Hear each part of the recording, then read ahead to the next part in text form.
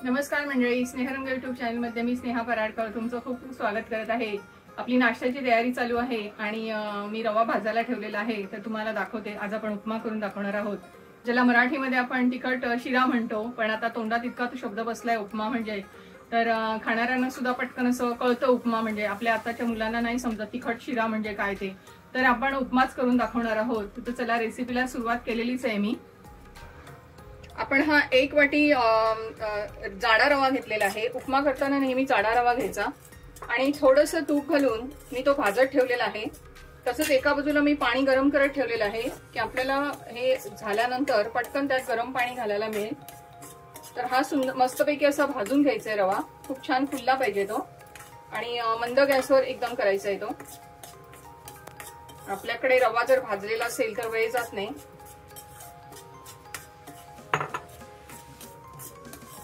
मस्त खमंग असा रंग बदलतो त्याचा आणि थोडा गुलाबी होतो मग तो, आणि तो व्यवस्थित खमंग भाजण्यावरच तो उपमा एकदम मस्त होतो। तर आपण हा आता काढून घेऊया। आपण रवा भाजलेला काढून घेऊया एका डिश मध्ये।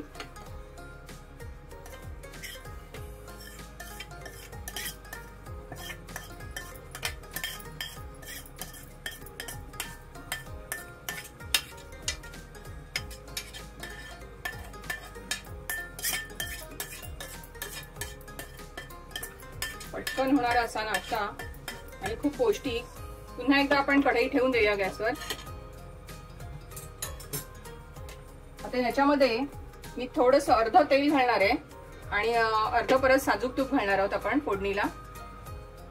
1 चमचा आपण तेल घेऊया, तर त्याच्यामुळे एकदम छान सुटसुटीत होतो तो।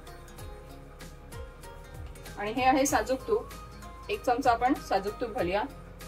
आपण भाजताना सुद्धा 1 चमचा वापरलेला।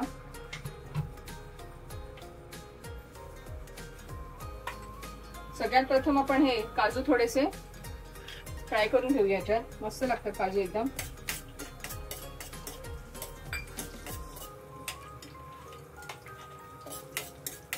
काजू गरम होतात आहे तोपर्यंत आपण ह्याच्यामध्ये ही अर्धा चमचा उडदाची डाळ घालूया। तिखट शिऱ्यामध्ये आपण उडदाची डाळ घालत नाही, पण उपमा करताना घालतो, कारण हा साऊथ इंडियन पद्धतीचा उपमा असतो। राई घालूया।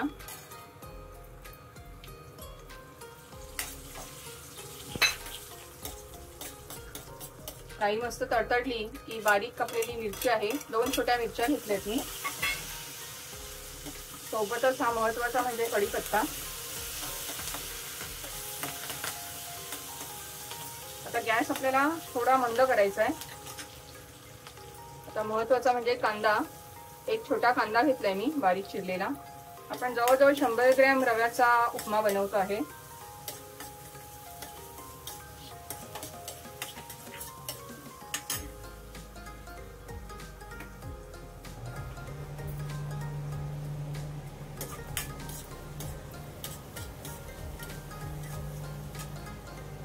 हा छोटा 1 टोमॅटो घेतलाय बारीक चिरलेला। सगळ्या भाज्या पण म्हणजे जातात आणि इतका पौष्टिक नाश्ता मिळतो। आता आपण ह्याच्यामध्ये हे मटार आहेत आणि थोडंसं गाजर आहे, ते पण आपण टाकणार आहोत।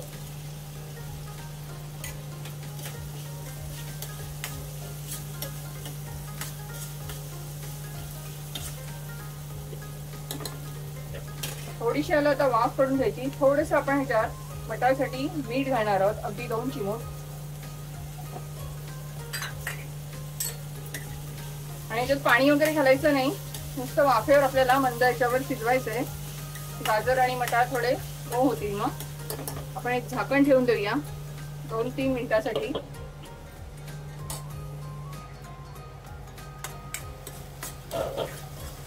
छान सगळं मऊ झालेलं आहे एकदम। कांदा, टोमॅटो, मटार आहेत, गाजर आहे। आता आपण शेवटी याच्यामध्ये हा जो रवा आपण भाजून घेतलेला तो घालणार आहोत।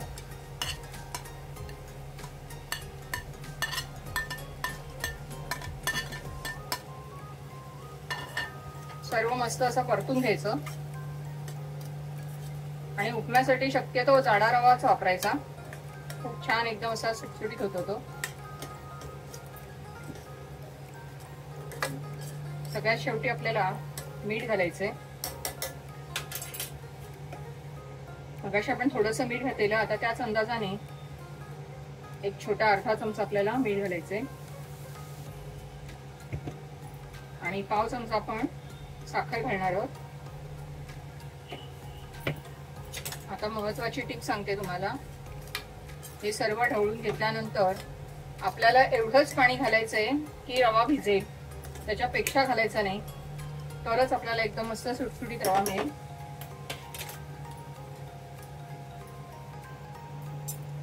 पाणी मी गरम करत ठेवलेलं आहे आणि पाणी खूप कडकडीतच पाहिजे.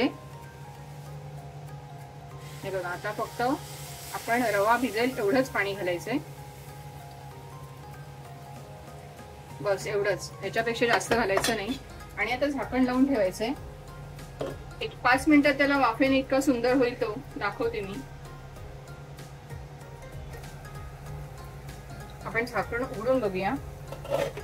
पाणी सगळं संपलेलं आहे आणि बघाल तुम्ही इतका सुंदर असा उपमा झालेला आहे. जेवढं आपण पाणी घातलं तेवढं पाणी त्याला पुरेसं असतं आणि मस्त सुटसुटीत असा उपमा तयार झालेला आहे.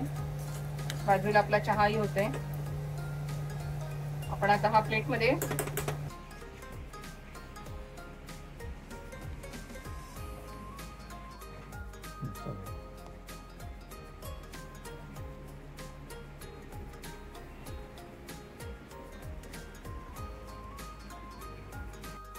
आपला मस्त असा नाश्ता तयार झालेला आहे आणि बघाल तुम्ही प्लेटमध्ये सर्व केलेला आहे. खोबरं आणि कोथिंबीर टाकून मस्त सजवलेलं आहे आणि चहा आहे सोबतच.